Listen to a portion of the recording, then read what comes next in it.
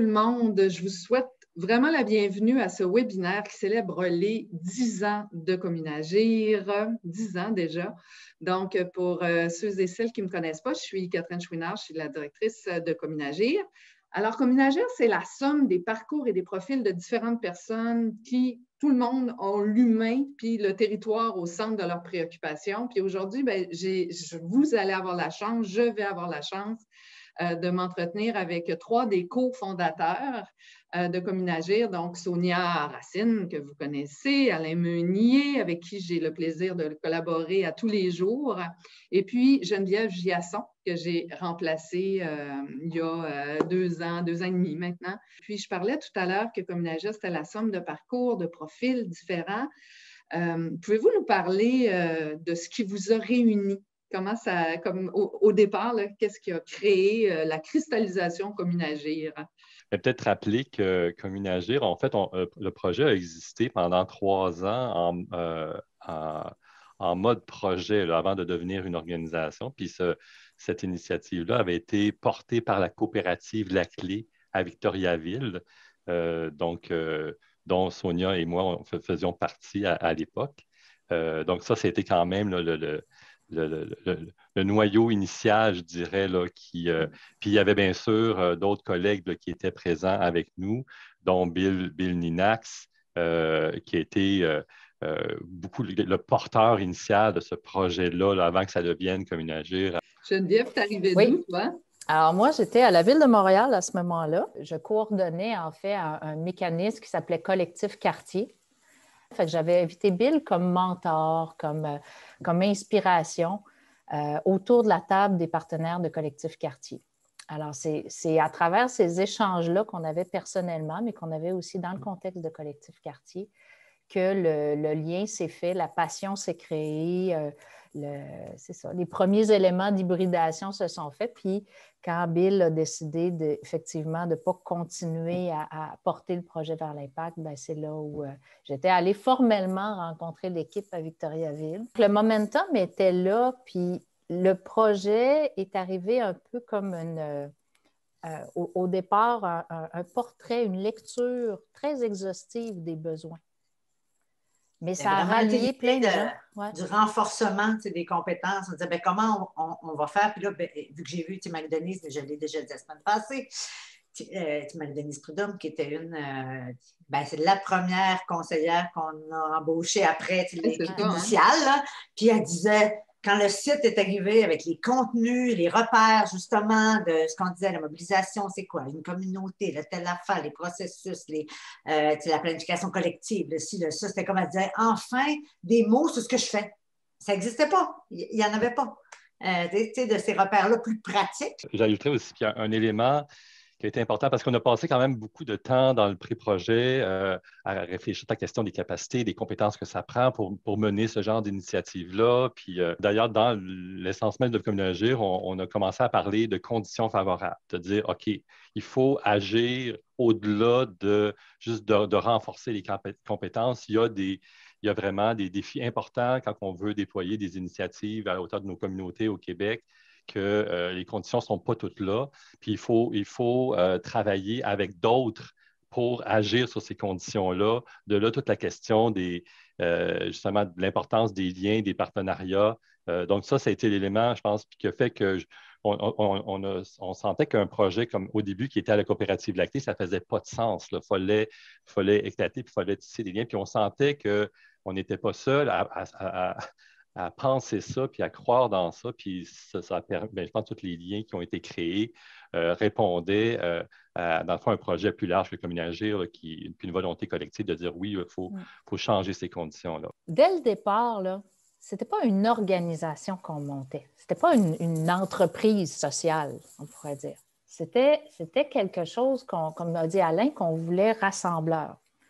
Alors, on a monté une équipe, ça c'est une chose, je vais y revenir, mais on a aussi monté d'abord et avant tout un réseau. Hein? Ça a été beaucoup ça, d'approcher des gens. En fait, on était déjà tous en lien. Il y a aussi eu le CA. Ça a été super important. Toutes les personnes du CA, on les a, puis je pense à Alain, entre autres, pas sûr, ne veut pas trop m'impliquer, Denis, bon. C'était des gestes presque politiques pour les gens d'embarquer avec nous aussi parce que c'était un univers en élargissement, en développement, c'est pas sans tension. Fait que ces gens-là ont accepté d'embarquer dans notre aventure puis justement de l'influencer de l'intérieur comme administrateur. Construire, tu sais, la co-construction, c'est de là jusque partout pour nous autres. C'était là partout, ça traversait. Puis, tu sais, je me notais qu'on a, en tout cas, dans le rôle, tu sais, de conseillère, on ne s'appelait pas consultante parce que je ne voulais pas être consultante. Tu sais, ça venait avec une posture, ça venait avec une approche. C'est vrai que c'était de la co-construction, ça a été très, très, très, très orientant, tu sais, pour nous. Puis il y a beaucoup de membres, d'ailleurs, dans la salle de cette génération, tu sais, de chantiers-là qui ont été très, très, très importants.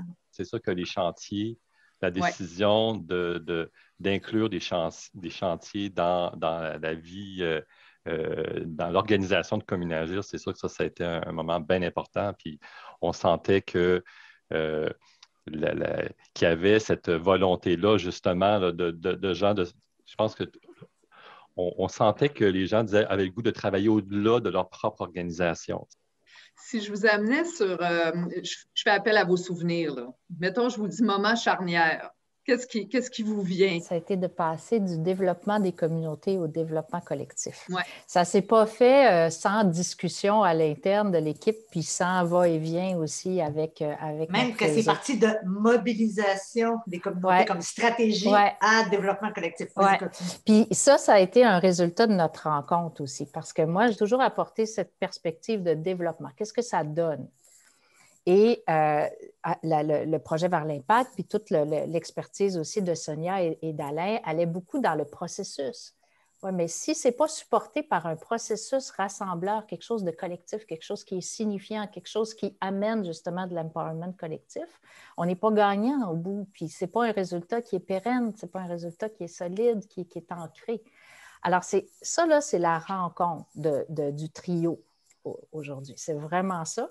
Puis de tous aussi les autres, les collègues qui sont venus enrichir ça.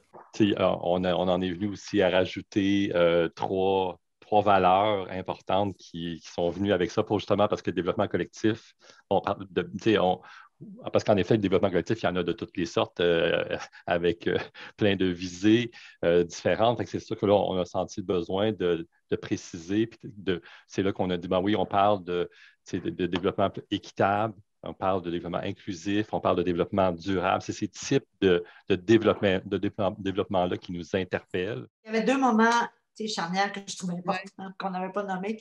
La création, grâce à l'idée de Marie-Denise, pour ça que je voulais dire aussi, de Communagir pour emporter, qui est vraiment quelque chose qui est très, très connu par tout le monde, puis qui a été vraiment un vecteur hyper important au niveau de la pratique, au niveau de comment on fait les affaires qui demeure une super vitrine. Puis l'autre affaire, c'est que, tu sais, quand on parlait de professionnalisation tantôt, on a quand même co-créé avec le Cégep de Victoriaville une attestation d'études collégiales en mobilisation et développement des communautés locales qui continue, d'ailleurs, c'est là, je ne sais plus, 12e cohorte, qui continue encore à former des gens. Tu sais, dans 10 ans qui sont passés, moi, je pense que les pratiques ont évolué énormément. Moi, je me situe beaucoup là, évidemment, parce que j'accompagne des territoires et des démarches, mais je trouve que ça a évolué et que là, on est justement dans un moment très charnière parce que là, il faut se réinventer. Une des pistes qu'on explore actuellement, c'est toute la notion de travailler davantage en écosystème, de penser... oui, les concertations, mais souvent, il y a des acteurs manquants. Donc, est-ce qu'on peut penser plus large, et comment on tisse les liens avec ces acteurs qui ne sont pas là, par exemple. Là. Donc, ça implique de penser différemment à la question de consensus, de terrain commun. Ça veut dire qu'on veut aller plus dans des zones de tension. Ça veut dire qu'on va aller plus dans des zones où il y a des libérations un peu plus forte peut-être. Donc, comment on s'outille pour interpeller plus large? Mon inquiétude face à la montée des polarités de toute nature, parce qu'il y en a partout, je me disais, c'est trouver les points de jonction, trouver les croisements, puis ça a toujours été ça qui qui m'appelle de trouver ça. Tu sais. Puis là, je me disais, entre la recherche et le terrain, je fais ça depuis toujours. Je veux continuer à faire ça parce qu'il y a plein d'affaires qui se passent là, entre le rural et l'urbain, entre les jeunes et les expérimentés. Tu sais, là, je me disais, ben c'est ça, c'est. Puis là, ça, c'est mon nouveau trip de revenir là-dessus, mais de dire, il faut qu'on apprenne à faire du « et » au lieu de faire du « ou ». On peut faire beaucoup plus de « et », puis plutôt que de parler de représentativité et tout ça, parler de diversité. Je vous remercie beaucoup, beaucoup, beaucoup d'être là. Puis j'ai envie, parce que vous êtes toutes des personnes qui ont tellement compté, puis tellement été impliquées dans Communager, à vous dire bonne fête à vous aussi. Les 10 ans là, de développement collectif.